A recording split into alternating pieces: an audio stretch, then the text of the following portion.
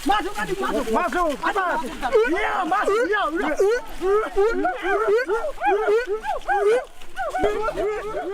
Kayu besi rawa sepanjang 17 meter ini disiapkan untuk membuat salib. Melihat panjangnya, timbul pertanyaan, siapakah yang akan disalib? Siapapun itu, pasti sesuatu yang lebih besar dari mereka.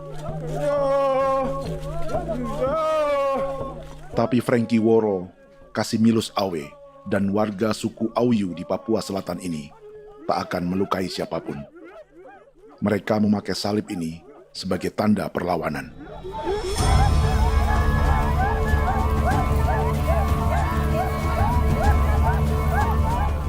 Yang mereka lawan memang lebih besar, yaitu pemerintah Republik Indonesia. Pemerintah sedang mengincar 2,5 juta hektar hutan orang Papua untuk proyek tanaman industri pangan dan energi.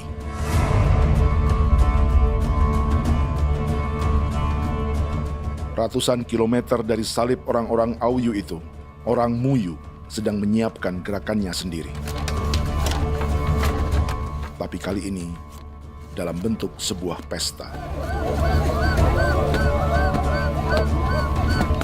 Pesta yang disiapkan oleh marga Kimco Jinibju selama 10 tahun.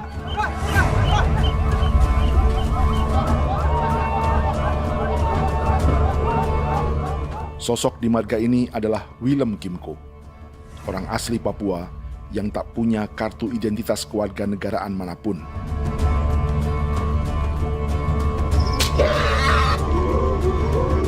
Pesta adat ini sudah cukup langka. Tak hanya di Papua, bahkan di kawasan Pasifik dan peradaban Melanesia. Awalnya bayarnya kalau pernah. Internet aja kok dia kelem bipnuka, kok dia kelem bipnuka. Dan jitana ya kati kok belum barang dipo. Kok memang ambilnya kok kuning. Ada gagasan dan gerakan sosial di balik pesta orang-orang Muyu ini. Sama dengan gerakan salib merah yang dimulai orang-orang Auyu. Salib ini akan menjadi yang terbesar dari 1.800 salib merah yang telah ditancapkan berbagai suku di Papua Selatan dalam 10 tahun terakhir.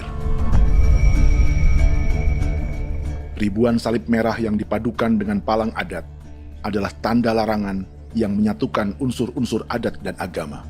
Kami percaya bahwa kalau memang kami sudah tidak mampu untuk menyelesaikan persoalan ini, dalam hal ini perusahaan tidak bisa masuk, berarti kami minta bantuan kepada nenek moyang dan Tuhan.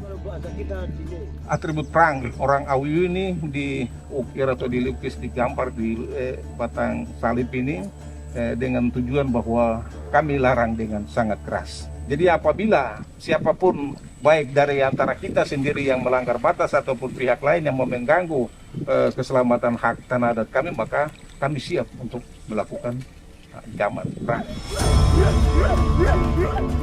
Salib-salib ini tidak ditancapkan di halaman-halaman gereja, melainkan di tanah dan hutan adat, di dusun-dusun sagu, dan di tempat-tempat yang disakralkan. Sebab 1.800 palang adat dan salib ini memang bukan semata tentang agama, tapi untuk mencegah negara dan perusahaan memasuki tanah dan hutan adat mereka. Papua bukan tanah kosong.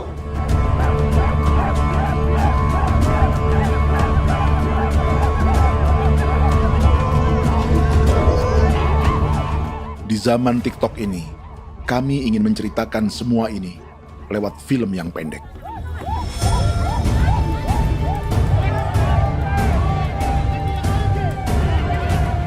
Tapi kami jelas gagal.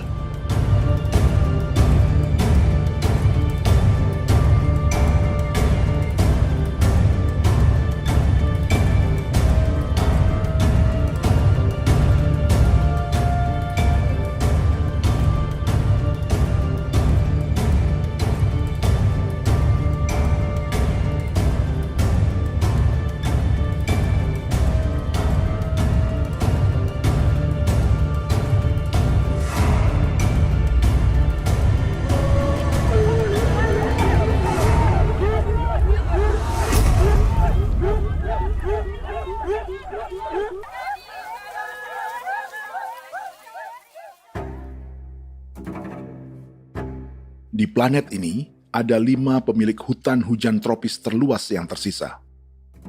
Kongo di Afrika, Brazil, Peru, Bolivia, dan Indonesia.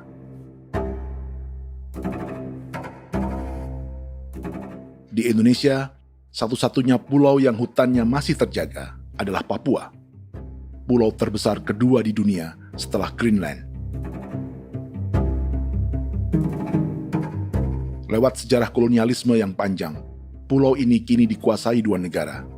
Bagian barat oleh Indonesia yang juga dikenal sebagai West Papua, dan bagian timur menjadi Papua Nugini. Dan tepat di perbatasan ini, di bagian Indonesia, sedang terjadi proyek pemusnahan hutan terbesar di dunia.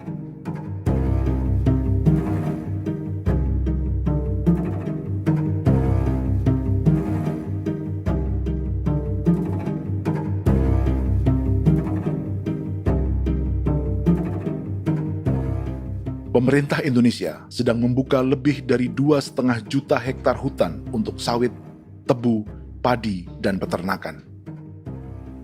Ini disebut proyek strategis nasional untuk lumbung pangan dan energi yang jadi ambisi 3 presiden.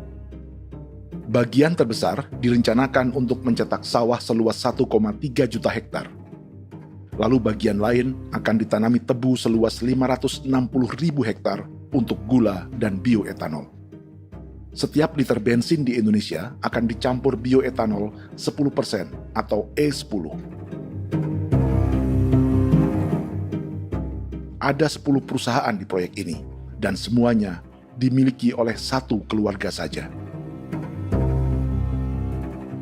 Berikutnya, ada areal sawit seluas 400.000 hektar untuk biodiesel.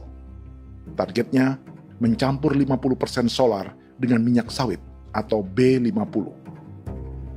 Dan terakhir, pemerintah akan membuka peternakan seluas 380.000 hektar. Jadi, apa yang salah dengan proyek pangan dan energi ini? 5 orang Papua dalam film ini akan menjawabnya.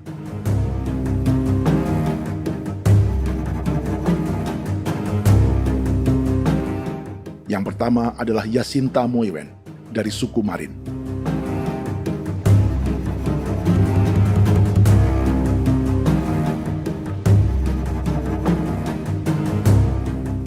Yasinta dan warga di distrik Ilwayap di Merauke sudah menjadi korban. Hutan dan rawa sebagai sumber pangan dan ekonominya telah dihancurkan. Jalan sepanjang 135 km sedang dibuat, dan di kiri kanannya akan dicetak 1 juta hektar sawah. Mereka sulit menolak atau melawan. Salib sudah digeser, masih datang lagi dengan senjata mereka nih. Karena proyek ini juga dijaga tentara. Macam-macam senjatanya.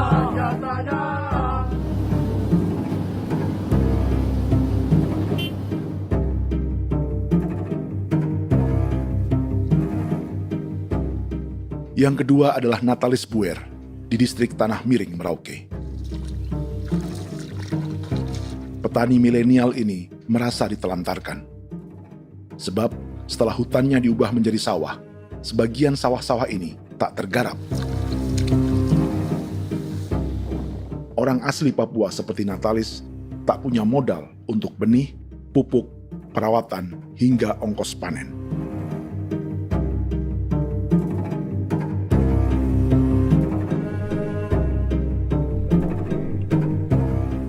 Orang ketiga adalah Vincent Kuipalo dari suku Yenan di distrik Jagebob, Merauke. Vincent dan suku Ye sedang menjadi korban. Hutan adat orang-orang Ye sedang dihancurkan untuk perkebunan tebu dan bioetanol. Tanah mereka juga diincar untuk markas-markas militer, pasukan yang akan menjaga proyek pangan dan energi ini.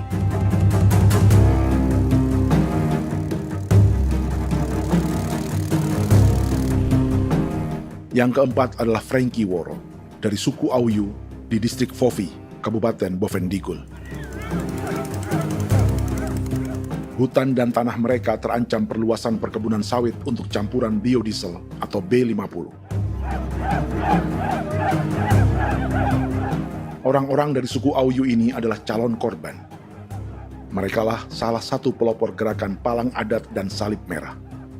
Meski kadang berseberangan dengan gereja yang mereka anggap lebih mendukung pemerintah dan perusahaan. Mereka bahkan sedang merencanakan gerakan yang lebih besar, dengan salib yang lebih besar. Tanah milik Somu Sobisiba itu bahwa tanah ini diciptakan oleh Tuhan dan memberikan warisan kepada kami. Kami ini hanya hak jaga.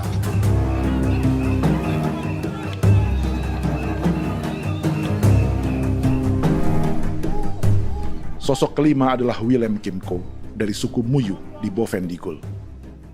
Tokoh adat dari Muyu ini hidup di garis belakang proyek negara, sehingga belum menjadi korban. Tapi mereka sedang bersiap menghadapi segala kemungkinan. Tinggal di belantara dan perbatasan membuat sebagian mereka tak punya status kewarganegaraan. Tapi mereka telah hidup jauh sebelum ada Indonesia atau Papua Nugini.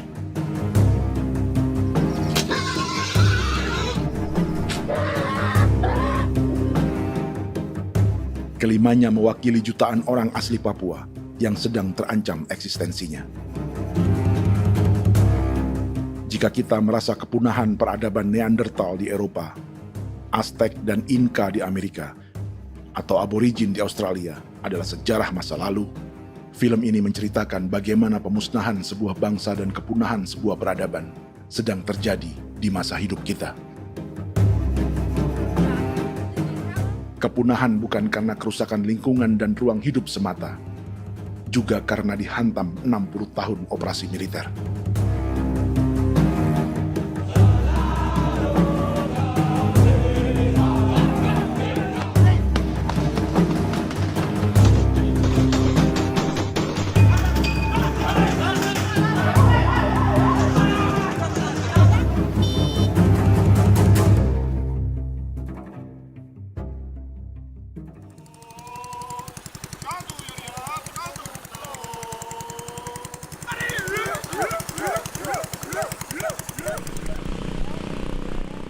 Frankie Woro dan orang-orang Auyu sedang berburu. Tapi lokasi perburuan mereka mulai dikuasai perusahaan perkebunan sawit.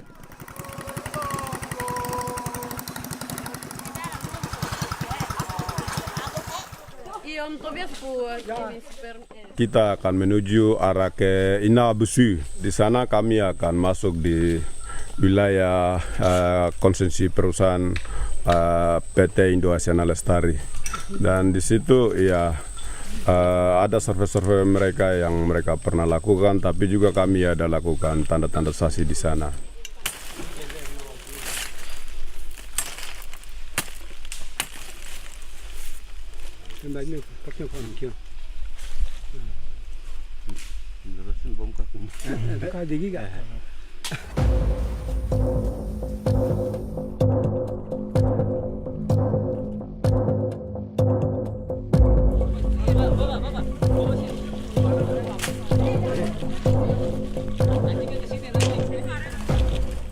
Dapat dengan yang induknya, tapi karena induknya dia lari dan terlambat kerja, akhirnya yang bisa kita dapat dia punya anak ini saja. Ini kalau pakai bahan kayak hasil.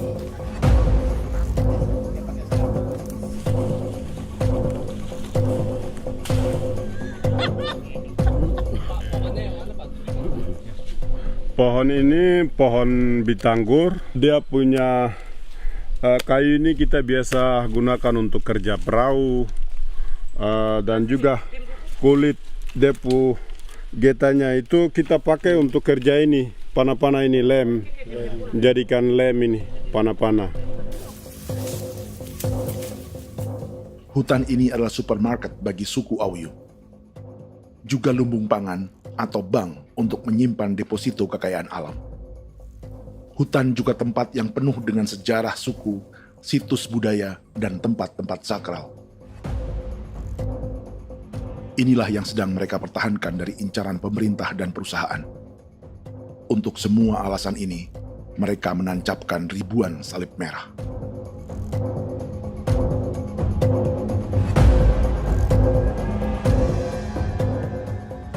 Tapi dari kampung, warga suku Auyu memberi kabar pada Frankie tentang intimidasi oleh aparat negara agar mereka melepas tanah ke perusahaan sawit dan berhenti memasang palang adat dan salib merah. Ada beberapa titik yang saya sudah siap, tetapi di sini emergensi dari saya, terutama di Kampung Sokangon, PT Damai Timber. Dia mengganggu saya dengan menggunakan kekerasan maupun pihak hukum. Dan kemarin saya ada pernyataan penolakan secara resmi, tapi masih tetap dengan menggunakan pihak hukum untuk masuk, untuk harus dituntut saya untuk harus diterima perusahaan itu. Kita di situ ada 15 marga, tetapi 15 marga juga tidak setuju. Marga-marga siapa yang terima dan marga-marga mana saja yang menolak. Nanti kita lihat dari pertimbangan itu, dan di situ dan kita undang mereka untuk bicara dengan kami. Sebagai sosok yang aktif dalam gerakan, warga Auyu terus memberi informasi lapangan kepada Frankie yang tak selalu berada di kampungnya. Izin pernyataan yang mereka paksa saya untuk tanda tangan itu, tapi sementara saya tidak tanda tangan. Data semua ada di tangan saya. Ya. Baik, kalau gitu itu lebih bagus karena tanda tangan itu yang berbahaya. Iya. Tanda tangan itu yang lebih berbahaya karena sekarang ini modern dan canggih, dan itu yang mereka biasa pakai untuk tipu muslihat. Mereka biasa pakai itu di tanda tangan itu. Betul. Dari Bambisa juga di Sofia dia masuk untuk memaksakan kami marga untuk harus menerima perusahaan itu. Tapi kemarin kami sudah menolak. Babinsa di sini nama bosku. Itu yang sekarang strategi militer yang sekarang mereka pakai. Jadi yang penting masyarakat itu yang benar-benar mau menolak siap dukung ketua marga siapa yang nanti tampil. Ini adalah peta konsesi sawit untuk biodiesel dalam proyek strategis nasional. Dan di distrik Fofi inilah, orang-orang Auyu hidup dari sungai dan hutan. Tapi Frankie di Bovendigul masih lebih beruntung. Setidaknya dibandingkan Yasinta Moyen di Merauke yang sudah kehilangan hutan dan rawanya.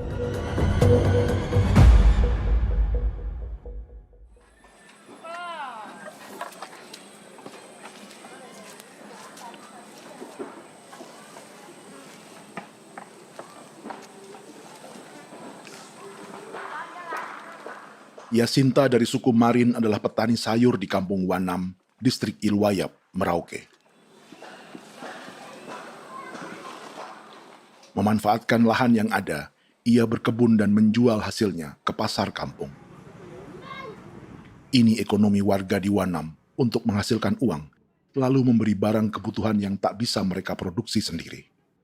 Tapi kehidupan sebenarnya ditopang oleh ekosistem hutan dan rawa. Inilah sumber pangan utama dan peradaban mereka.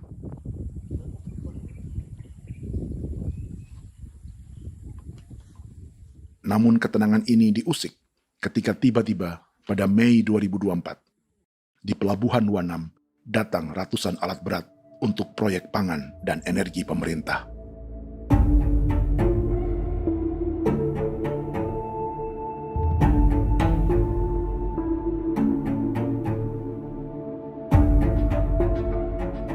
Kami masyarakat setempat kami tidak tahu.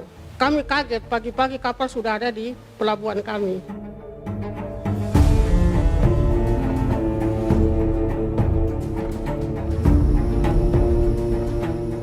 Yasinta Moywen atau Enrika Gebze dan warga lainnya tak pernah diajak bicara atau dimintai pendapat. Seakan-akan Papua adalah tanah kosong. Kita suka kaget yang dong bawa turun alat berat dong bawa turun, kita kaget masyarakat. Dorang subongkar itu kayu-kayu.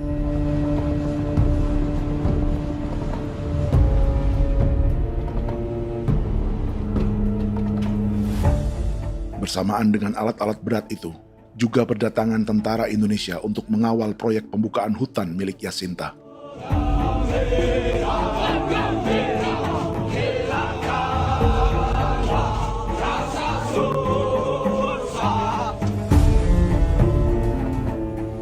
Ribu alat berat didatangkan dari Cina ke Papua oleh perusahaan bernama John Lin Group sebagai kontraktor pemerintah.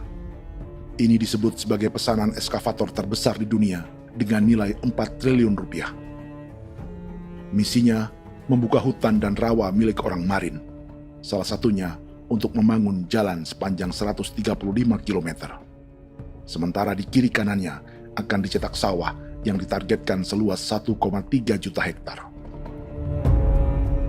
Jalan berupa garis lurus ini bukan rute tradisional ekonomi masyarakat.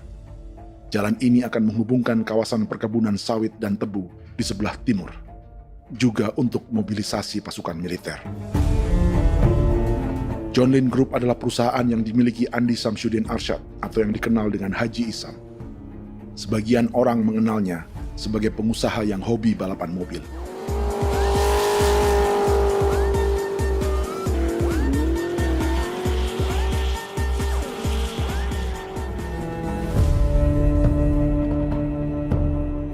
Tapi di Kalimantan, ia berbisnis batu bara, perkebunan sawit, pengolahan karet, penerbangan, perkapalan, dan biodiesel. John Lin Group kini juga menjadi pemilik perkebunan tebu dan pabrik gula terbesar di Indonesia. Sayapnya melebar dari Kalimantan hingga ke Bombana, Sulawesi Tenggara. Perkebunan tebu, pabrik gula, dan industri bioetanol inilah yang juga sedang dikembangkan di Papua. Foto ini adalah momen ketika Isam bersama kerabatnya, Menteri Pertanian Amran Sulaiman dan Menteri Pertahanan Syafri Samsudin meluncurkan program biodiesel atau B50 di Kalimantan Selatan. B50 artinya setiap 1 liter solar, 50%-nya akan dicampur minyak sawit. Perusahaannya, PT John Lin Agroraya, menjadi salah satu pemainnya.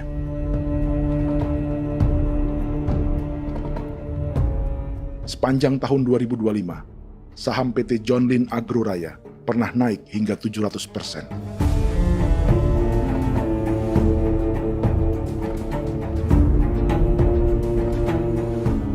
Perusahaan sawitnya yang lain, PT Pradiksi Gunatama, sahamnya bahkan pernah naik 4.000% hanya dalam 1 tahun. Dari harga saham ini saja, nilai kekayaan keluarga Isam diperkirakan mencapai 100 triliun rupiah lebih, menjadikannya salah satu keluarga terkaya di Indonesia dan salah satu pemain penting industri bioenergi. Dan di Papua Selatan inilah sebagian sawit-sawit untuk mendukung program B50 akan ditanam. Inilah tanah orang-orang Wambon, Muyu, Marin, Yei, atau Auyu seperti Frankie Ward.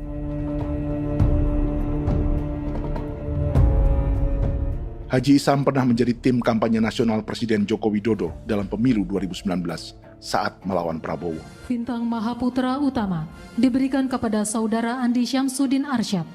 Beliau berjasa luar biasa dalam mendorong pertumbuhan ekonomi daerah maupun nasional. Setelah menjadi presiden, Prabowo memberi gelar kehormatan Bintang Mahaputra Utama pada Isam.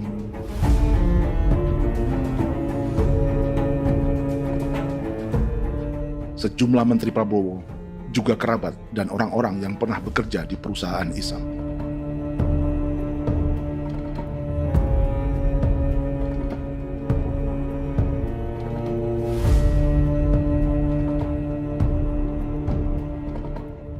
Lawan sebesar inilah yang sedang dihadapi Jacinta di kampung Wanam, Merauke.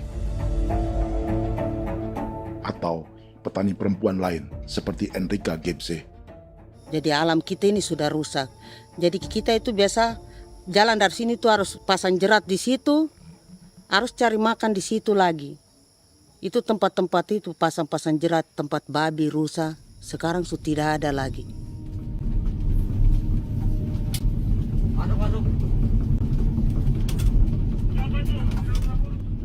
Rekaman ini memberi gambaran bagaimana Kasuari kehilangan rumah di bekas hutan dan rawa yang telah dibabat.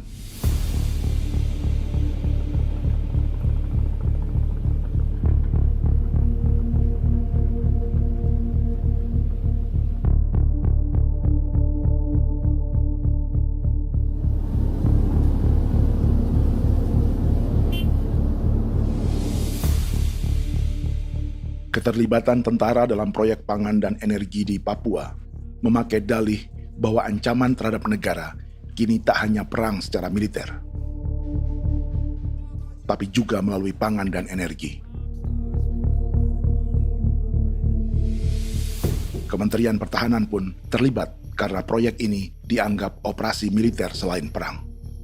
Jadi tugas kamu adalah menjaga sumber cadangan pangan nasional. Macam-macam senjatanya, Proyek ini menambah panjang alasan mempertahankan kehadiran tentara di Papua dalam 60 tahun terakhir. Saat ini, jumlah tentara Indonesia di Papua mencapai 56.000 personel, atau ada 1 tentara untuk setiap 100 orang Papua. Bandingkan dengan rata-rata nasional, di mana hanya ada 1 tentara untuk 696 penduduk Indonesia.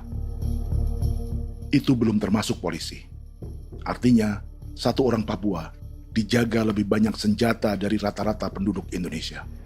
Tanah dan hutan diambil secara sepihak untuk kepentingan pembangunan batalion dan bandar antariksa. Ini bentuk perampasan masyarakat.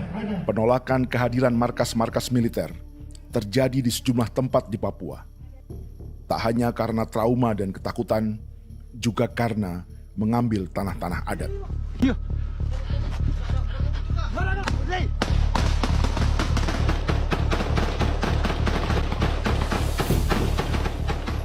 Salah satu alasan mengapa militer terus ditambah di Papua, karena masih ada perlawanan dari Organisasi Papua Merdeka atau OPM selama 50 tahun terakhir. Ayo. Tapi kekuatan militer OPM diperkirakan hanya 1.430 personel dan 360 pucuk senjata. Selebihnya, mereka menggunakan senjata tradisional.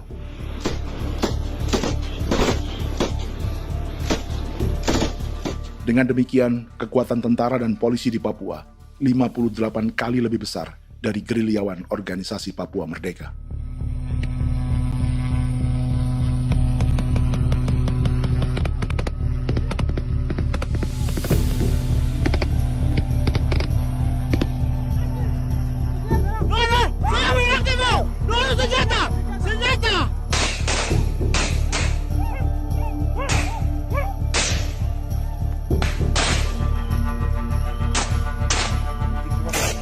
Sebagian tentara berada di garis depan pertempuran, tapi sebagian besar lainnya terlibat operasi non-tempur menjaga proyek pemerintah dan investor swasta. Seperti Batalion Infanteri Teritorial Pembangunan di distrik Jagebob, Merauke ini. Lokasinya bersebelahan dengan konsesi lahan tebu untuk gula dan bioetanol milik PT Murni Nusantara Mandiri. Baik perusahaan maupun markas militer, keduanya mengambil hutan milik suku Ye dari marga Kuipalo. Tapi orang datang tanam ini saja di sini, tanam papan nama ini. Victor Kuipalo menunjukkan apa yang terjadi. Jadi kita juga kaget ini. Nah, kalau ini papan nama ini memang ini papan nama ditanam tapi bukan haknya mereka yang ini. Ini hak kami di sini, hak dusun kami, marga Kuipalo yang punya hak dusun ini. Setelah memasang patok, alat berat mulai bekerja untuk membangun markas militer di tanah orang Ye.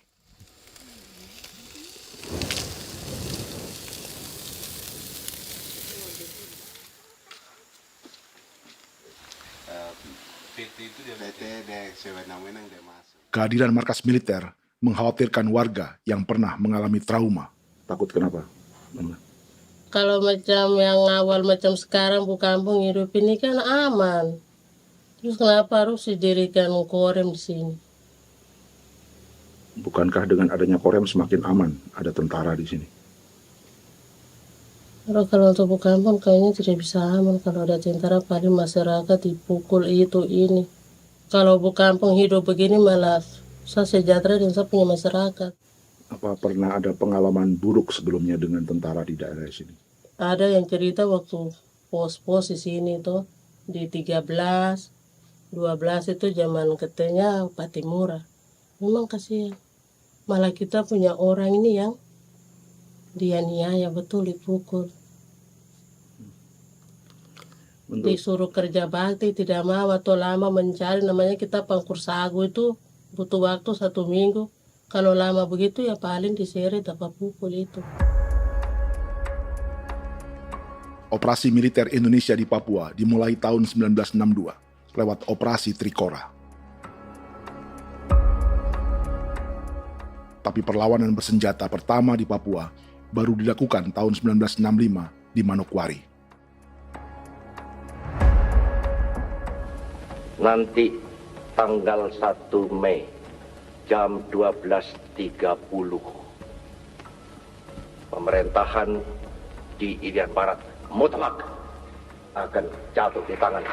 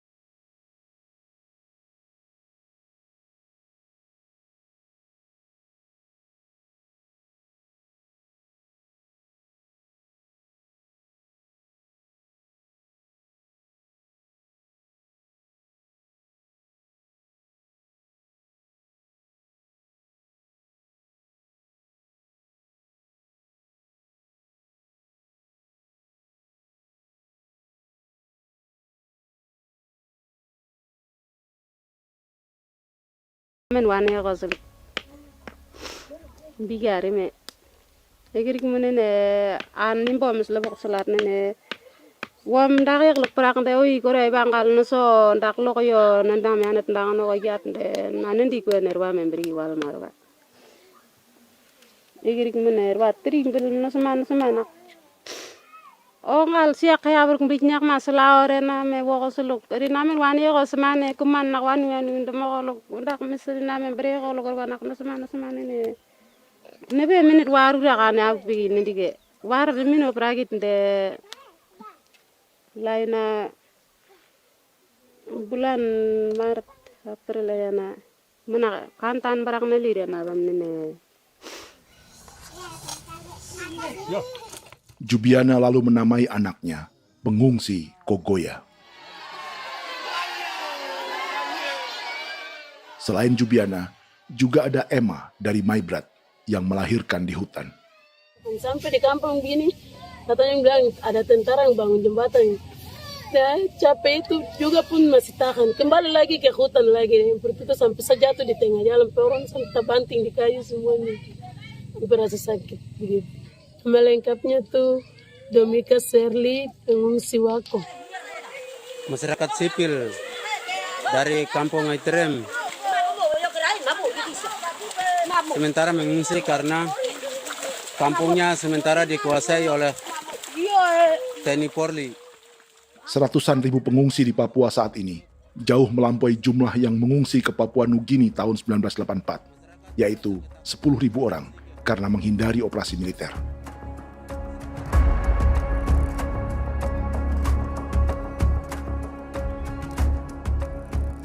Bersamaan dengan operasi militer, eksploitasi sumber daya alam Papua juga dilakukan sejak masuknya tambang emas dan tembaga Freeport pada tahun 1967.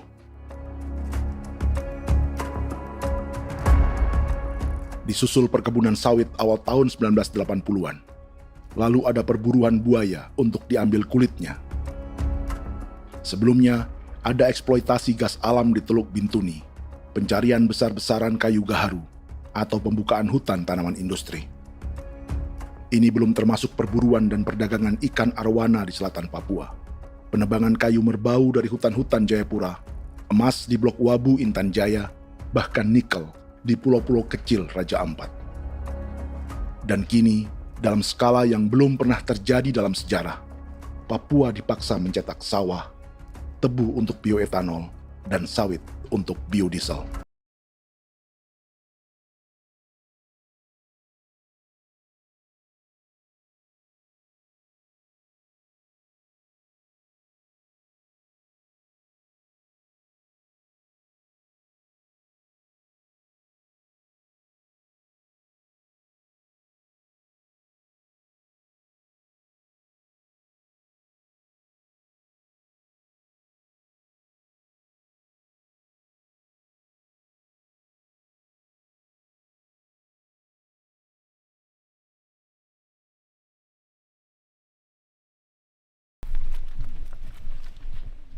Inilah yang sedang menimpa keluarga Vincent dan Victor Kuipalo di Merauke.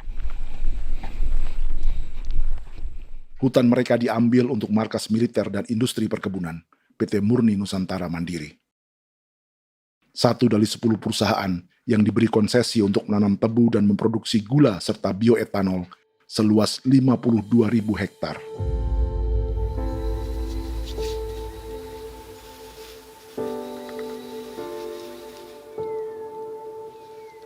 Perusahaan ini dianggap mengambil hutan dan tanah orang-orang Ye, terutama marga Kuipalo, yang memiliki hak adat terhadap 2.300 hektar hutan.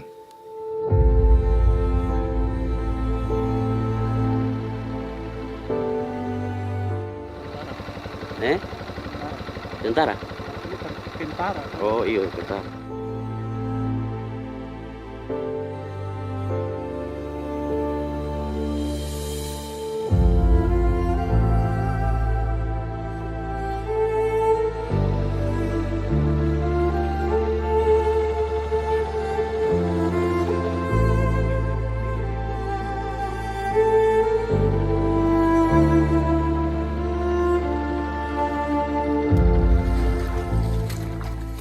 Keluarga Kuipalo sedang melihat apakah perusahaan semakin mengancam tanah mereka. Dan kekhawatiran itu terbukti. Iya, makanya tadi saya bilang ini dari sini saja dekat ini sudah masuk di dalam ujung lapang ini. Ini hutan, yang ini hutan yang orang ada bongkar sekarang ini. Ini sudah punya alat sudah dekat ini. Dekat sekali ini. Ini di sini. Nacau, kelapa itu yang jalan lama, jalan setapak ini.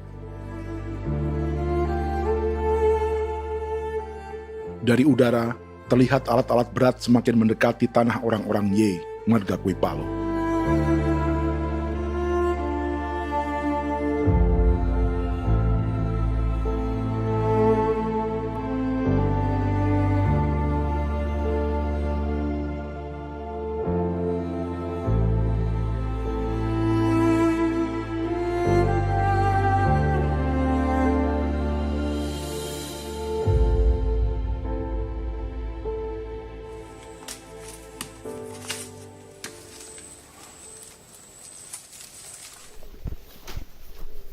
Keesokan harinya, Victor dan kerabatnya memberi tanda cat merah di pohon-pohon yang berada di batas tanah mereka.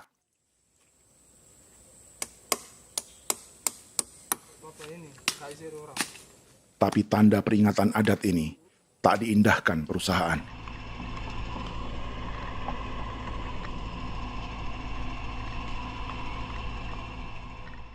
Dua bulan kemudian, perusahaan tetap memasuki tanah marga Kuipalo. Sama. Kami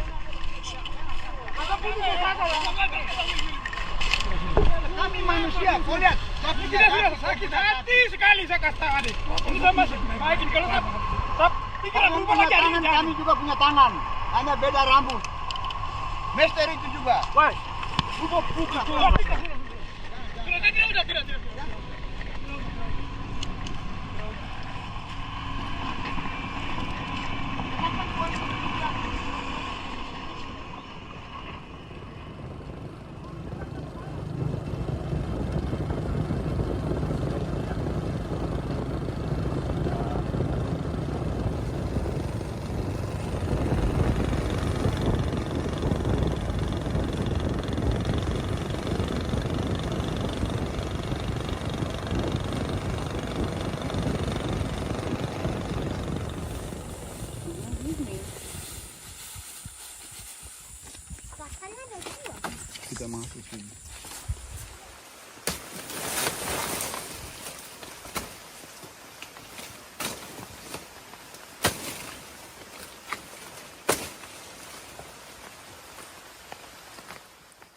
Jadi ya untuk itu seperti saya katakan tadi, apakah lebih baik kita tidak usah ada kah atau bagaimana, kita pisahkan, pisahkan dari negara ini kah? Jangankan tuh, saya kemarin bicara sama Daniel, datang sama saya dengan persoalan Kodam ini. Saya bilang, Pak Daniel, kalau lebih baik saya ngungsi ke Papua Nugini. Dia bilang, aduh Bapak jangan begitu. Ya memang, kalau tidak bisa menghargai kami, lebih baik pilihan yang itu yang saya memilih. Lebih baik saya pindah dari sini. Saya mengungsi ke Papua Nugini, di negara tetangga. Masih di laut. Apa? Oh, ini. Saya bilang sama Kapolsek, Pak, Agustus ini, 17 Agustus saya tidak kasih naik bendera merah putih. Saya bendera ada, nanti saya taruh di meja.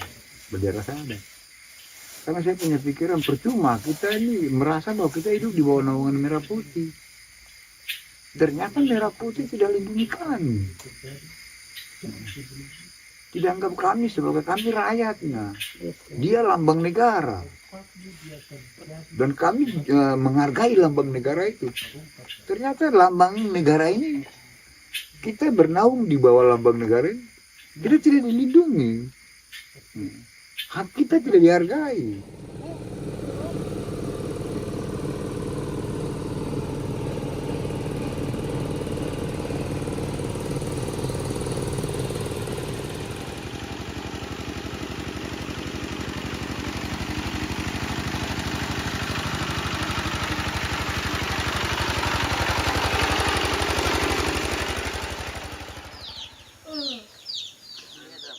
Marga Kuipalo dari suku Ye terus mendapat teror dan intimidasi agar melepas tanah mereka yang hanya dihargai Rp300.000 per hektar.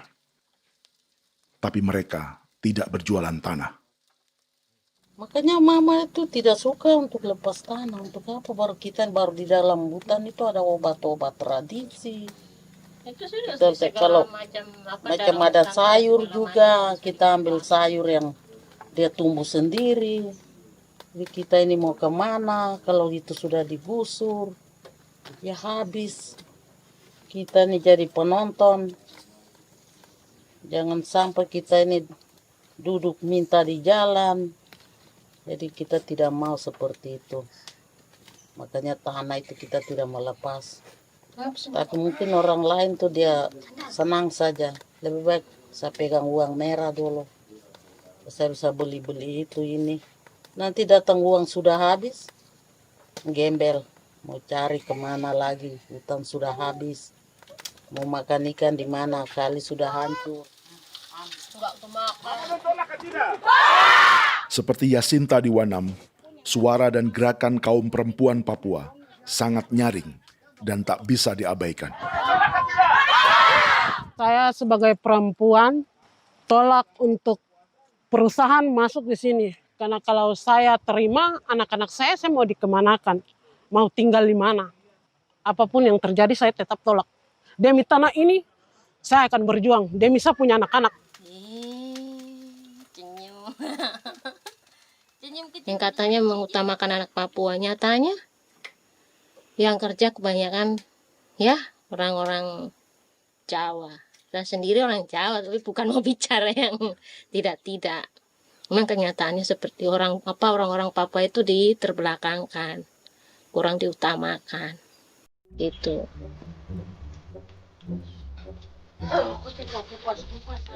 Proyek food estate seperti mencetak sawah, bukannya tak diikuti warga Papua.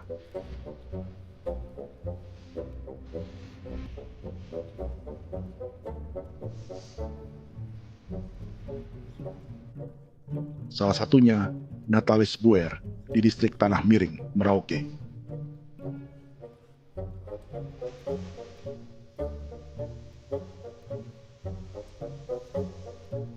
Setelah menghabisi hutan, pemerintah Indonesia mencetak sawah untuk tanaman padi karena beras mulai menjadi makanan pokok menggantikan sagu. Sebagian besar penggarapnya adalah warga transmigran yang datang sejak era 1980-an. Bahkan petani transmigran sudah ada sejak Belanda membuka proyek padi kumbe di distrik Kurik. Lokasi yang sering jadi langganan pejabat Indonesia memamerkan sawah di Papua. Tapi Natalis juga ingin belajar menanam padi atau bersawah. Namun ia kesulitan karena dibutuhkan modal untuk benih, pupuk, hingga pemeliharaan dan panen. Lalu sawah-sawah ini pun mulai dikuasai pendatang.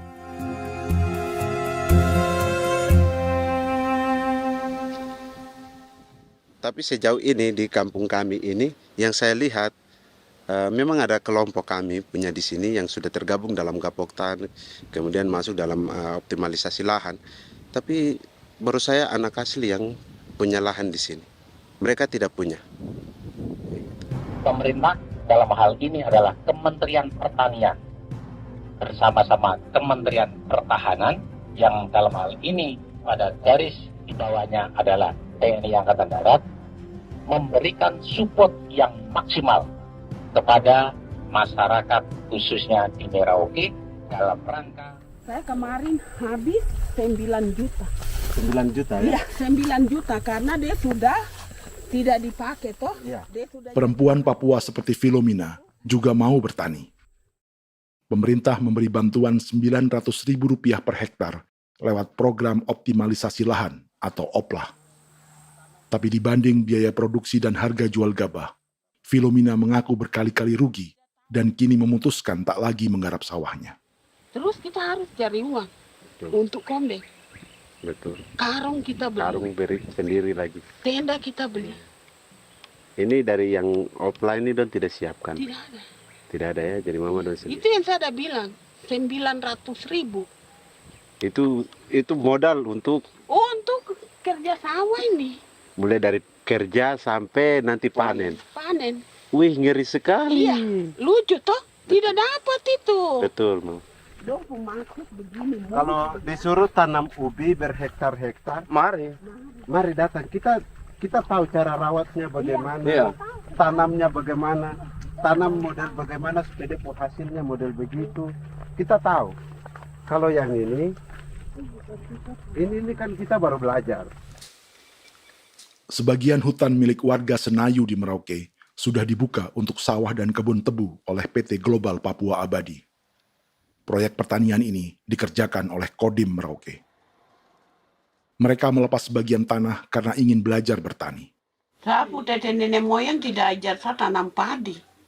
Tapi saya mau berubah. Generasi saya yang berikut ini besok lusa tidak bisa makan pisang, sagu. Namun program optimalisasi lahan yang dijanjikan dengan berbagai bantuan tak dirasakan Filomina. Obat rumput beli, obat padi beli, jonder kita bayar, bahkan bibit masih kurang, cari bibit lagi beli. Jadi saya memang kalau program pemerintah saya sama sekali saya tidak suka. Baku tipu saya.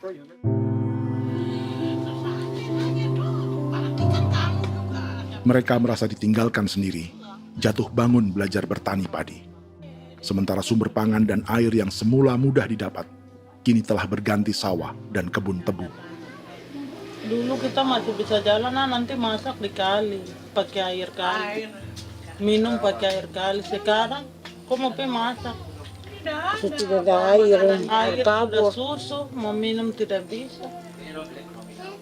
Sudah dengan obat. Drone semprot tebu itu saja drone. Drone yang semprot. Saya lihat di itu. Jadi kita bukan drone yang terbang di atas untuk disemprot. Iya, ada semprot obat. Dong lempar pupuk di bawah ya dia mengalir ke kali. Mengalir ke kali, ke rawa-rawa.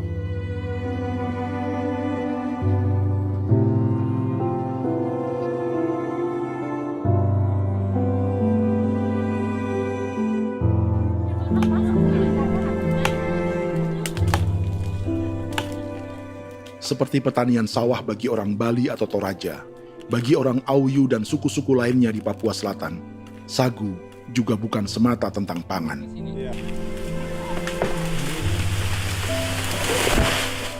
Bagi orang Auyu dan Marin, sagu adalah kerabat, sosok orang tua, sosok nenek moyang yang harus dijaga dan dilindungi. Lagi bikin apa mama ini mama? Pakai toko itu sagu.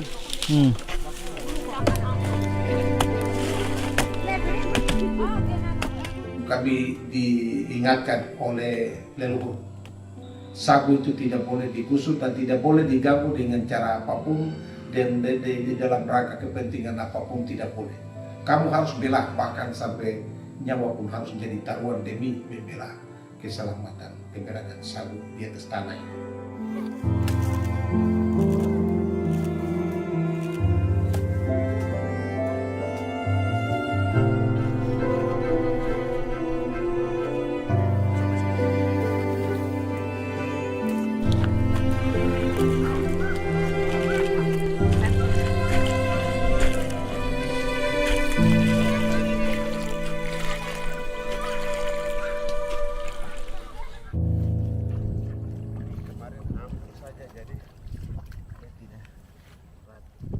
Menurut Natalis, pemerintah di Jakarta mendefinisikan lumbung pangan semata urusan beras dan mencetak sawah. Sebenarnya orang Papua itu bukan tidak bisa bertani. Kami tanam ubi itu bagian dari pertanian. Nah, pertanian yang dimaksud oleh pemerintah itu harusnya selalu, itu kalau bisa pemerintah harus spesifikkan. Pertanian apa yang dimaksud? Pertanian tanam padi atau pertanian tanam ubi, petasan dan lain-lain. Ini yang harus dispesifikkan dulu. Begitu, sehingga tidak menjustifikasi kami orang asli Marin bahwa kami tidak bisa bertani. Bukan. Kami buka kebun besar-besar di sana, bahkan bermeter-meter, ratus-ratus meter pakai sekop, bukan pakai ekskavator, tapi ini pakai skop. Itu pertanian, begitu. Bagi Natalis, alih-alih memaksimalkan sawah-sawah yang sudah ada untuk petani Papua, pemerintah selalu membuka hutan baru, seperti dikerjakan perusahaan John Lynn Group dan melibatkan tentara. Padahal, sejarah keterlibatan militer dalam proyek food estate atau cetak sawah adalah sejarah kegagalan yang bertubi-tubi 4 presiden selama 30 tahun terakhir.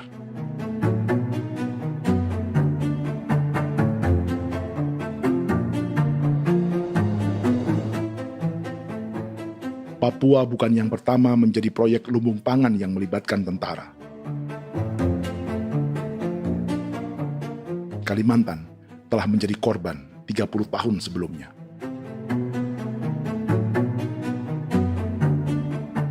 Ini adalah bekas hutan yang sudah dibuka di Pulang Pisau, Kalimantan Tengah. Tahun 1996, di era Presiden Jenderal Soeharto, ia menghabisi 1 juta hutan di lahan gambut untuk mencetak sawah demi memenuhi ambisi swasembada beras, bukan swasembada pangan. Hutan tropis Kalimantan dihabisi dalam skala yang belum pernah terjadi dalam sejarah. Di bawah rezim militeristik, tak ada yang berani melawan keinginan Soeharto, termasuk orang Dayak seperti Kuneng. Nggak bisa dihalangi itu. Nggak boleh dihalangi. Ya kalau ada kata-kata aja menghalangi, sudah kita diseret ke kepolisian dulu. Atau bisa langsung di PKI-kan? Iya, di PKI-kan gitulah. Jadi kita tuh nggak berani apa-apa dulu tuh. Ya. Apa maunya aja. Misal bilangnya A. Setahun setelah pengundulan hutan skala besar itu, tahun 1997, untuk pertama kalinya Kalimantan mengalami kebakaran lahan dan kabut asap terbesar dalam sejarah.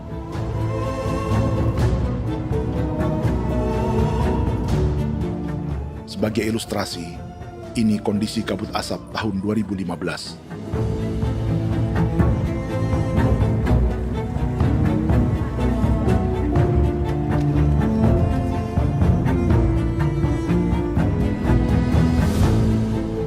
Proyek 1 juta hektar sawah Jenderal Soeharto itu gagal. Bendungan dan saluran irigasi mangkrak hingga kini. Mei 1998, rezim Soeharto tumbang, 2 tahun setelah ia menumbangkan jutaan hektar pohon di Kalimantan. Setiap tahun, lokasi ini menyumbang kebakaran dan kabut asap yang merugikan jutaan orang. Sawah yang berhasil di Kalimantan justru bukan sawah yang dibangun Jenderal Soeharto, melainkan yang dirintis para transmigran sejak era 1980-an. Sawah-sawah inilah yang ikut digarap oleh militer di era Presiden Joko Widodo. Dan hasil dari proyek food estate Presiden Jokowi itu sama sekali jong nih, nggak ada harapan lagi sudah seperti ini.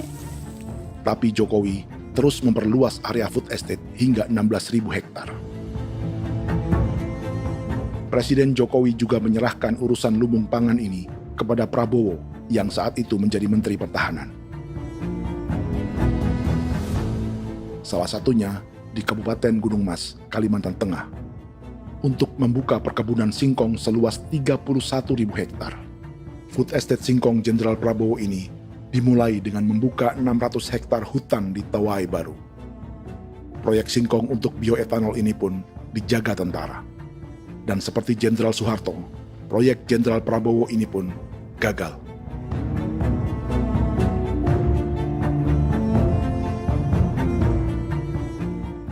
Dengan reputasi ini, Joko Widodo dan Prabowo justru sedang membuka 2,5 juta hektar di Papua.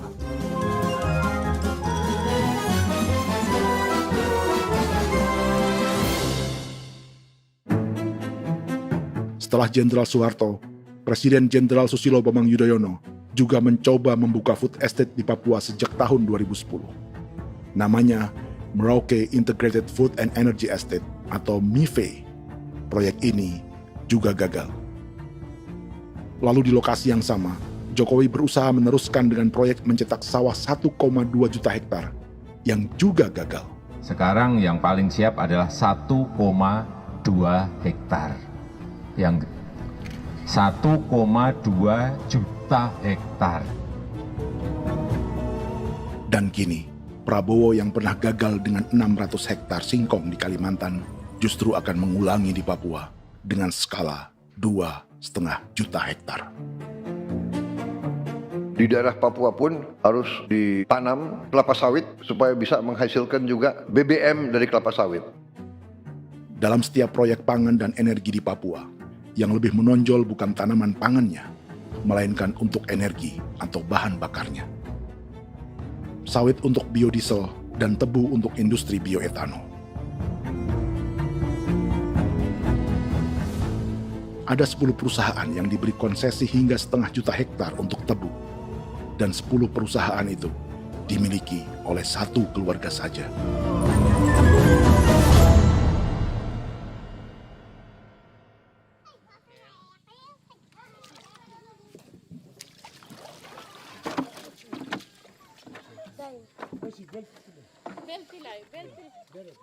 Para perempuan Auyu di Bovendigul akan berangkat memancing. Priska Beni membantu menyiapkan perahu.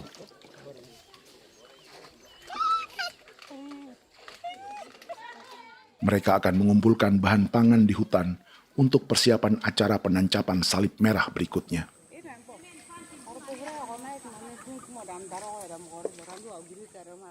Priska sudah mengambil posisi memancing.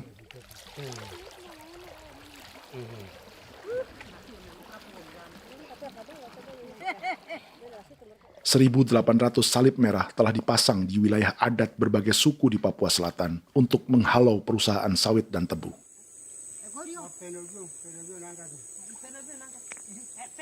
Maria Tebung yang paling muda datang membawa hasil. 2 ekor ikan gastor alias gabus toraja. Sebagai generasi Z, pendidikannya sampai sekolah dasar. Di perusahaan perkebunan seperti sawit atau tebu, ijazah SD hanya bisa menjadi buruh kasar. Tapi ia tak tertarik.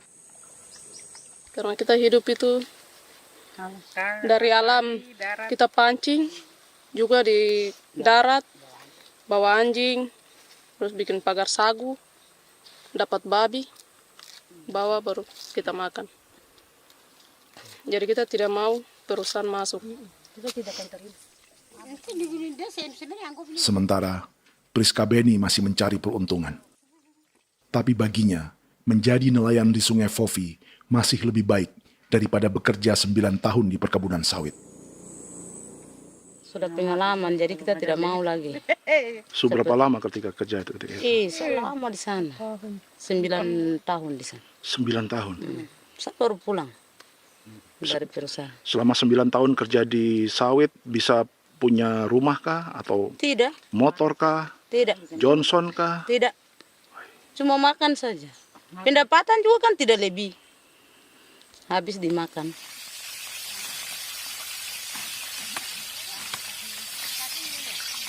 Satu minggu libur berapa hari?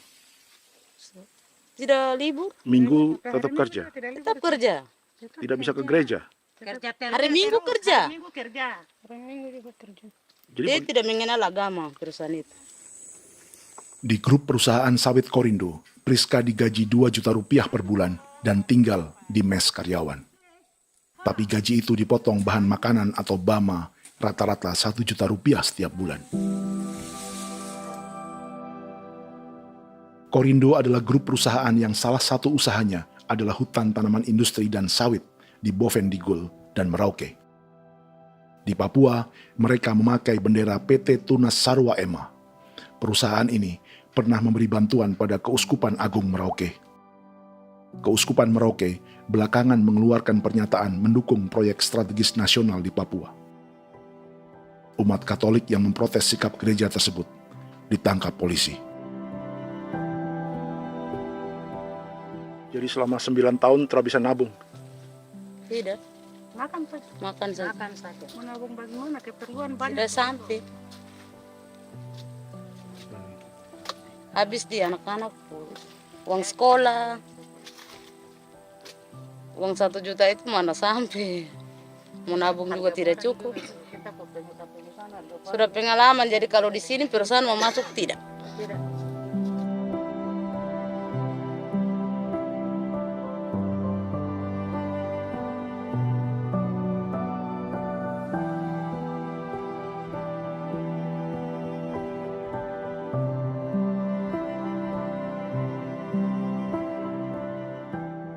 Dan menu makan siang seperti ini agaknya sulit bagi buruh sawit atau tebu yang digaji 2 juta rupiah per bulan. Generasi Z seperti Maria Tebung atau generasi milenial seperti Priska Beni punya matematika ekonominya sendiri. Sawit untuk biodiesel atau tebu untuk bioetanol tak akan ada bedanya bagi mereka.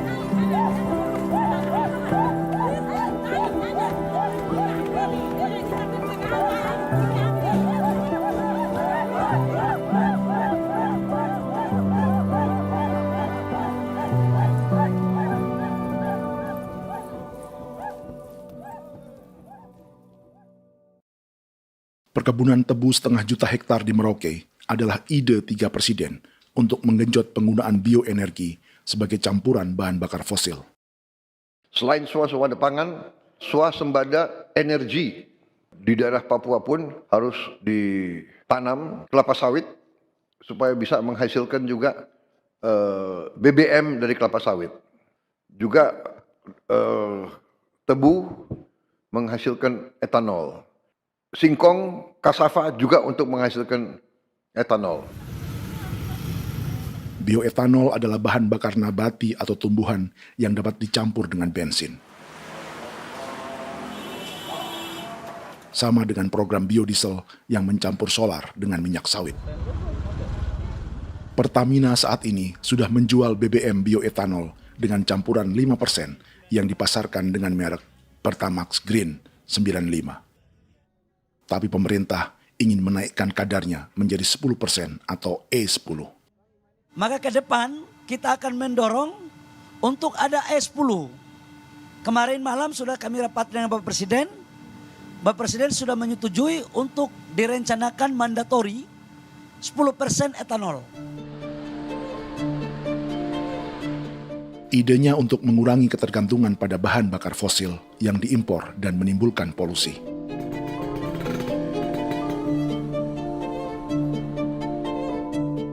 Tapi bioetanol bukannya tak mengorbankan lingkungan, hutan, rawa, dan manusia.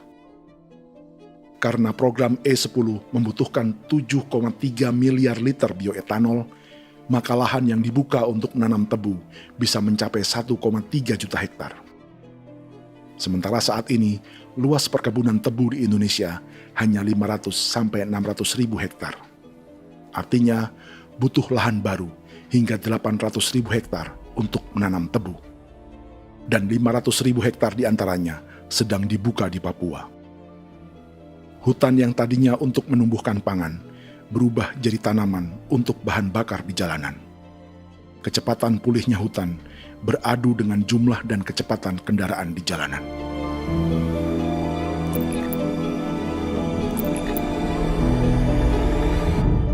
Dahaga terhadap energi tak pernah bisa dipuaskan. Setelah minyak sawit untuk biodiesel, dunia kini merambah singkong, jagung, dan tebu untuk bioetanol. Benua Amerika, Eropa, sebagian Afrika, hingga separuh Asia kini mulai memakai bioetanol sebagai campuran bahan bakar.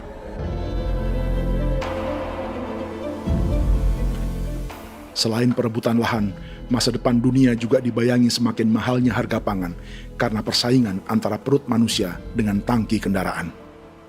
Ini adalah lokasi perkebunan tebu dan bioetanol PT Murni Nusantara Mandiri yang mengancam tanah Vincent Quipalo dan orang-orang Ye di Merauke. Beberapa kilometer di selatan adalah PT Global Papua Abadi yang mengancam tanah orang-orang Muyu dan Marin. Dua perusahaan ini adalah bagian dari 10 perusahaan yang mendapat konsesi lahan untuk tebu dan bioetanol di Merauke. Batas konsesi mereka bahkan sama dengan batas negara Indonesia dengan Papua Nugini. Salah satu ciri bahwa peta konsesi ini dibuat di Jakarta dari atas meja. Sama seperti kolonial Inggris dan Belanda ketika mereka membagi Pulau Papua dengan garis lurus pada abad 19. Seakan Papua adalah tanah kosong. Bedanya, meski peta konsesi ini mengatur batas 10 perusahaan, tapi perusahaan-perusahaan ini sebenarnya dimiliki oleh satu keluarga saja. Ini nama 9 dari 10 perusahaan tebu dan bioetanol di Merauke, Papua. 99% saham mereka dimiliki sebuah perusahaan bernama PT Merauke Nusantara Manis. Sementara 1% sisanya dimiliki PT Merauke Gula Mandiri. Tapi saham kedua perusahaan ini dimiliki PT Merauke Sugar Group. Dan perusahaan ini, 90% sahamnya dimiliki pengusaha bernama Angelia Bonaventure Sudirman, serta perusahaan bernama Zico Trust dan Resource Harvest. Lalu 10% lainnya dikuasai PT Papua Energi Abadi, yang pemiliknya adalah Dudi Christian dan Angel Madeline. Sekarang, mari kita lihat siapa mereka. Angelia Sudirman adalah keponakan dari salah satu konglomerat sawit Indonesia, Martias Fangiono.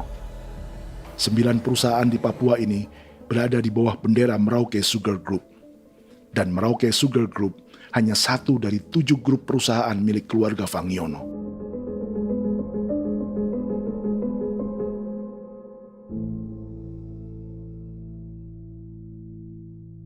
Ini Martias Fangiono.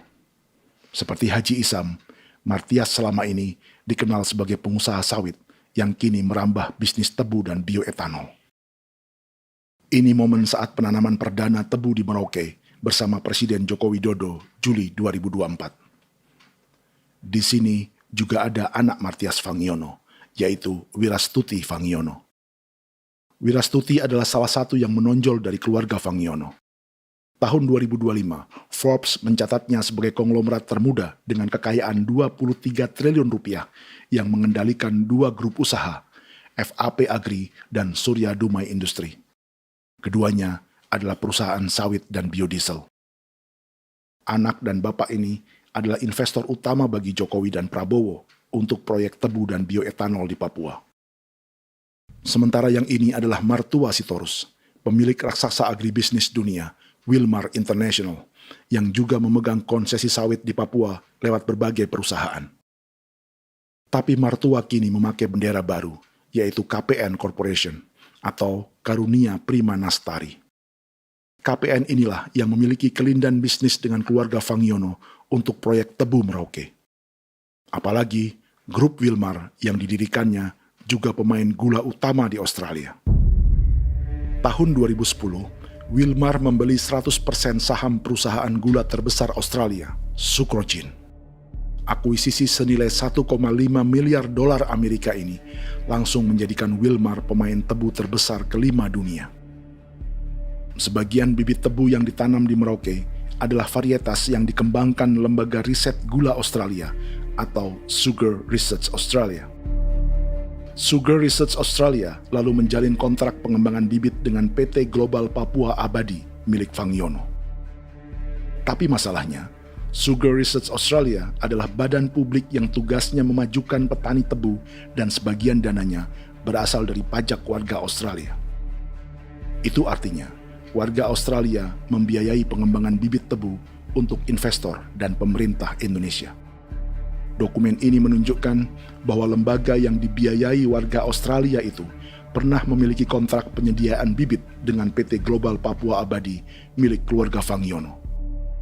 Kontrak itu baru berakhir pada November 2024. Artinya, saat Presiden Jokowi dan keluarga Fangiono menanam bibit tebu pada Juli 2024 ini, kontrak itu masih berlaku. Nama lain dalam keluarga ini adalah Siliandra Fangiono, yang pada tahun 2024 dijuluki Raja Sawit Termuda dengan kekayaan 39 triliun rupiah dalam catatan Forbes. Ia mengendalikan grup First Resources. Secara umum, keluarga Fangiono memiliki 20 perusahaan di Sumatera, 32 perusahaan di Kalimantan, 1 di Jakarta, 2 di Singapura, dan 25 perusahaan di Papua. Di Papua, perusahaannya tersebar dari Sorong, Mapi, hingga Merauke. Para politikus dan pejabat Indonesia terus membesarkan konglomerasi, meski Martias Fangiono pernah divonis 1,5 tahun penjara karena kasus pembalakan liar dan kebun sawit ilegal tahun 2007. Sementara tahun 2022, Wilmar terlibat kasus korupsi ekspor minyak sawit dan divonis mengembalikan kerugian negara 11,8 triliun rupiah. Tumpukan uang ini disebut sebagai pembayaran dari grup Wilmar yang diterima secara simbolis oleh Presiden Prabowo pada Juni 2025 lalu. Tapi peran raksasa biodiesel dan bioetanol dunia ini belum akan surut di Indonesia. Bahkan sebaliknya. Sebuah dokumen presentasi bisnis dari Wilmar International Limited pada tahun 2010 ini bisa menjadi petunjuk.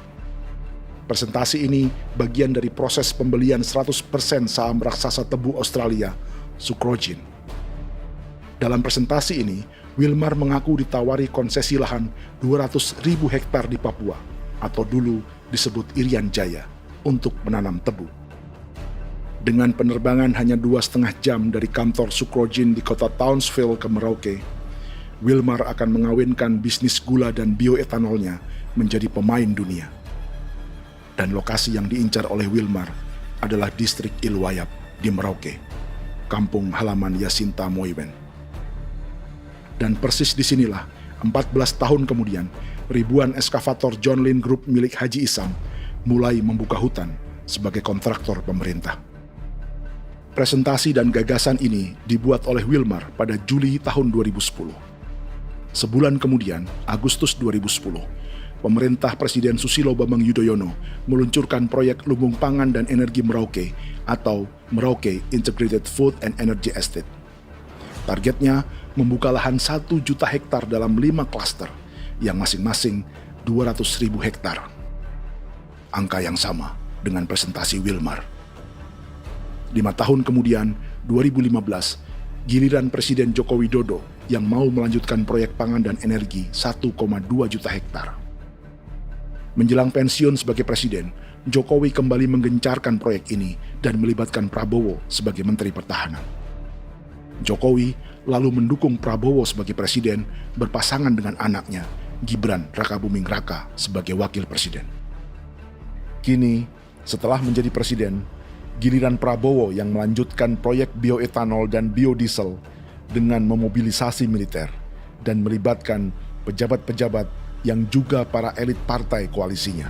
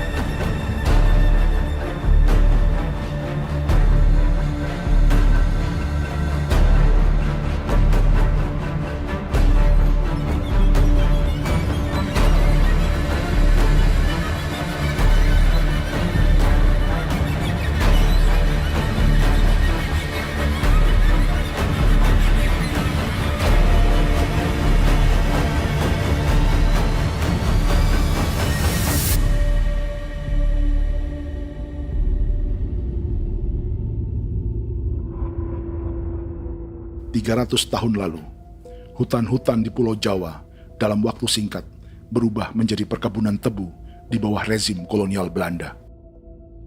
Orang Jawa menjadi buruh dan petaninya dipaksa menanam tebu.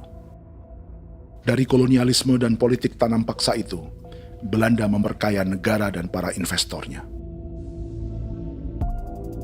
Tak puas membuka hutan untuk perkebunan di Jawa dan Sumatera, kolonial Belanda menanam tebu hingga di Suriname dan mengerahkan ribuan orang Jawa sebagai buruh pada tahun 1890. Inggris yang sudah menguasai negara seluas India dan Papua Nugini pun masih menanam tebu jauh di tengah Samudra Pasifik, di tanah orang-orang Fiji. Lalu memindahkan puluhan ribu orang India menjadi buruh di sana. 200 tahun sebelumnya, ratusan ribu orang Afrika bahkan diperbudak untuk bekerja di perkebunan-perkebunan tebu Spanyol dari selatan Eropa hingga Karibia, Kuba, atau Jamaika.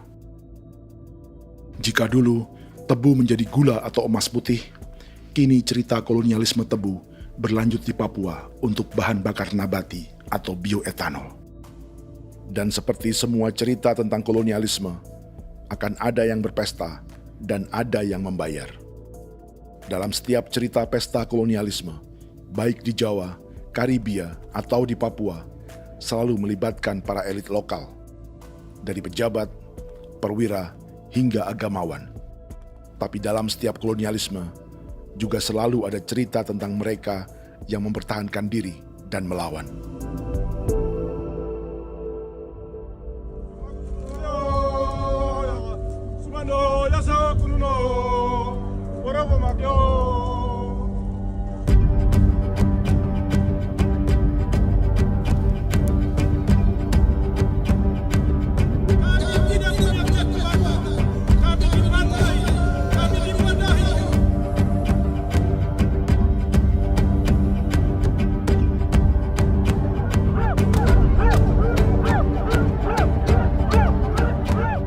Dalam sejarah Gereja Katolik banyak pemimpin-pemimpin yang adalah tanda petik itu adalah Judas-Judas juga.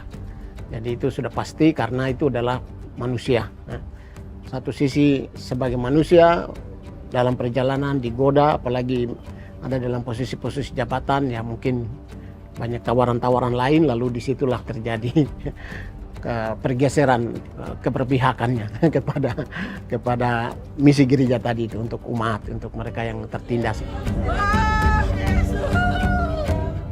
Orang kirim eksavator, orang kirim tentara, orang kirim polisi. Pukul kami bukan pencuri, kami tidak pernah mencuri orang barang. Kami tidak pernah menangis ke orang lain. Kami tidak pernah menangis ke kita bapak mama, kami menangis kepadamu. Tuhan kami lemah. Mesti datang ada ini hijau cikui orang lain datang ke bangsa kami, ke wilayah kami untuk kasih habis kami.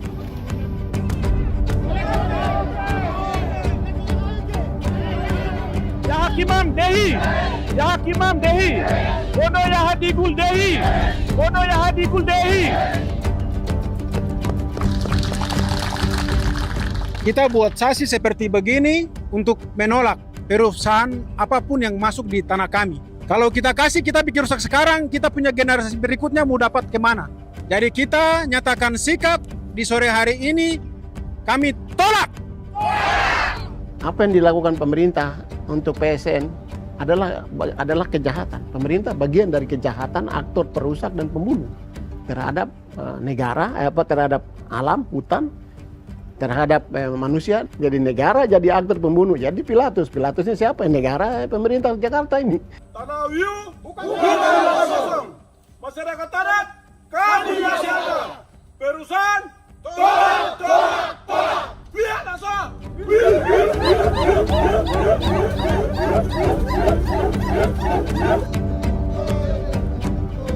Jika tanah adat dan hutan adat hilang, kami mau hidup di mana?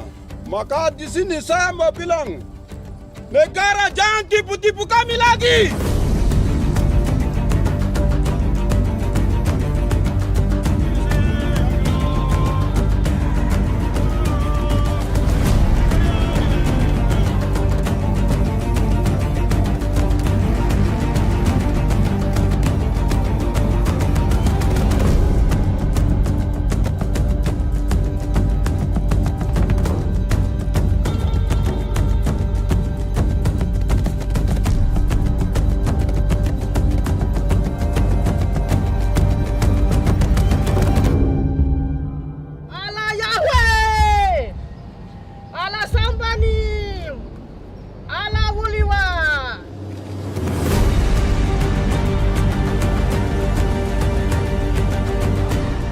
Kalau kami dianggap orang Papua itu bagian daripada Republik ini, tolong hargai kami. Dengan adanya PSN, PT John Lindrup yang sudah menerobos tanah kami dan hutan kami, merusak alam kami. Itu yang kami datang ke Jakarta jauh-jauh dari Papua. Kami mau bersuara kepada Bapak Presiden Prabowo Subianto, di mana keadilan untuk masyarakat Papua. Tolong lihat masyarakat Papua yang sudah mati. Kami bersepakat menyatakan, 1. Gereja-gereja di Indonesia mendukung masyarakat adat yang menolak proyek strategis nasional di tanah Papua. 2. Gereja-gereja di Indonesia menolak militerisme dan otoritarianisme di Indonesia.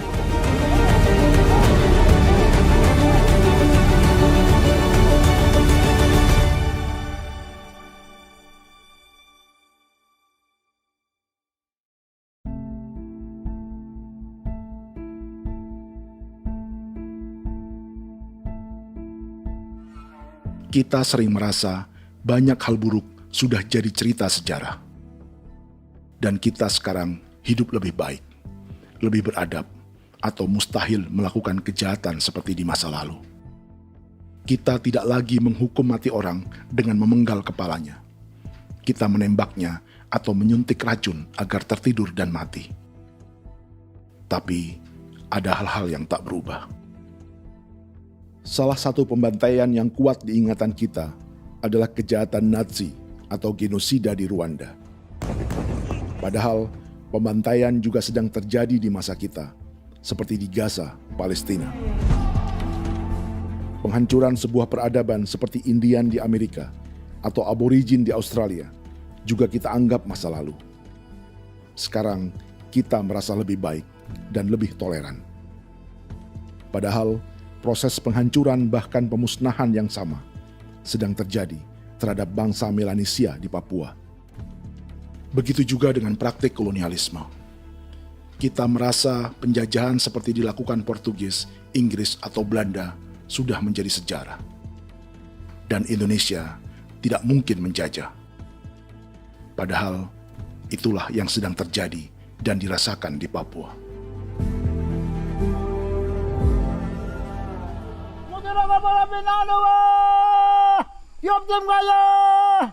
Kawatang Maya, Upaka Maya, anak dia mana nama. Jalannya sejarah ini disadari Willem Kimco di pedalaman Bovendigol, Papua. Hidup terpencil dan tak tersentuh urusan negara bukan berarti selalu aman.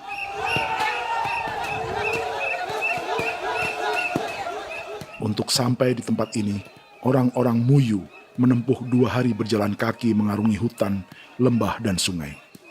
Termasuk mereka yang datang dari perbatasan Papua Nugini. Mereka berkumpul untuk memenuhi undangan pesta adat yang disebut Awon Atatbon atau Pesta Babi. Yang mengundang adalah marga Kimco Jinipjo. Yang dituakan di marga ini adalah Willem Kimco. Ia tak punya kartu tanda penduduk dan kewarganegaraan manapun, baik Indonesia atau Papua Nugini. Tahun 1984, 10.000 orang Papua, terutama suku Muyu, mengungsi ke Papua Nugini untuk menghindari operasi militer Indonesia, termasuk Willem Kimco.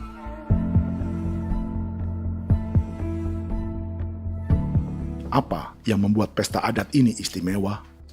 Apa bedanya dengan acara serupa yang dihadiri pejabat, tokoh agama, LSM, atau yang direkam oleh kru televisi dan konten kreator? 18. Pertama, untuk membuat pesta babi, orang Muyu perlu persiapan selama 10 tahun. Sebab, babi-babi yang akan jadi bagian dari pesta ini tak boleh dibeli, alias harus dipelihara sendiri. Babi-babi ini bukan bantuan pejabat pemerintah, gereja, atau LSM.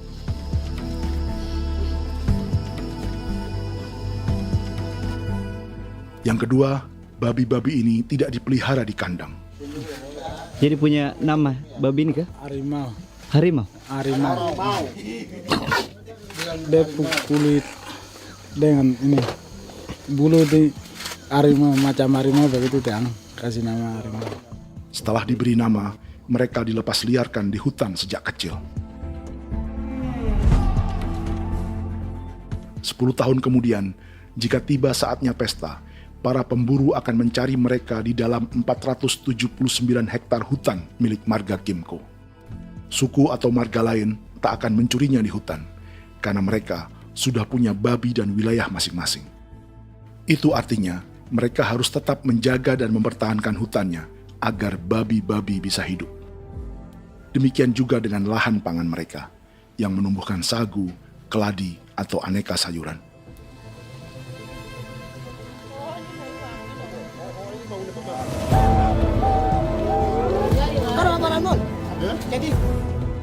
Yang ketiga, dalam Awon Atatbon atau pesta babi, binatang ini tidak dimakan secara gratis. Setiap marga atau klan dalam suku Muyu akan membayar jerih payah tuan rumah menjaga hutan dan memelihara babi.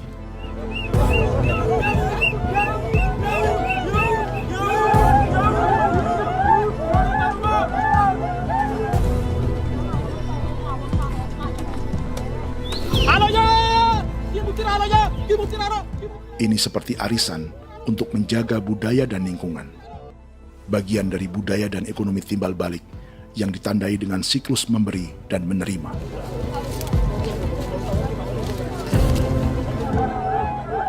Ini juga cara orang Muyu membangun dan memperluas aliansi. Awon bet begul bet, ulan yau kandoet, asat bet anani, asat bet jenek liganani, oh ado amten anani, menini tene yage, kepo ke mau kau di mana, kepo ke mau mayat nih, kep tetek mau yang kep kan bet wini ke iftore wen, ne tene ya kadek nih, oke, kepo nanti kutu ke mau kepo ke pasar kutu orang nih. Kene man gini wane wanje. Koko kati bolon ya bengo. Koko kuning bolon ya. Jika Willem Kimco dan marganya bisa menjaga hutan dan wilayahnya, marga lain ikut diuntungkan sebagai sebuah ekosistem. Demikian juga sebaliknya. Alasan keempat, mengapa pesta babi ini memiliki tempat khusus dalam peradaban orang Muyu, karena Willem Kimco khawatir peradaban mereka akan punah, menyusul ancaman terhadap ekosistem dan hutan. Setiap marga atau klan harus mengkonsolidasi diri dan membangun aliansi.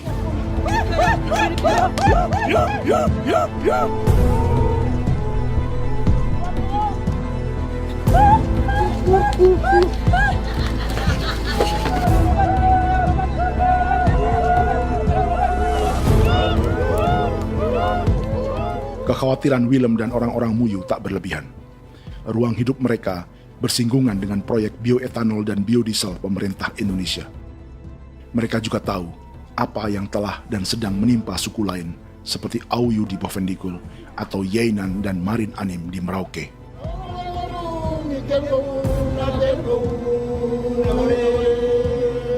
Jika suku-suku lain menggunakan palang adat dan salib merah sebagai gerakan perlawanan, orang-orang Muyu memakai pesta babi untuk mempersiapkan diri dan konsolidasi.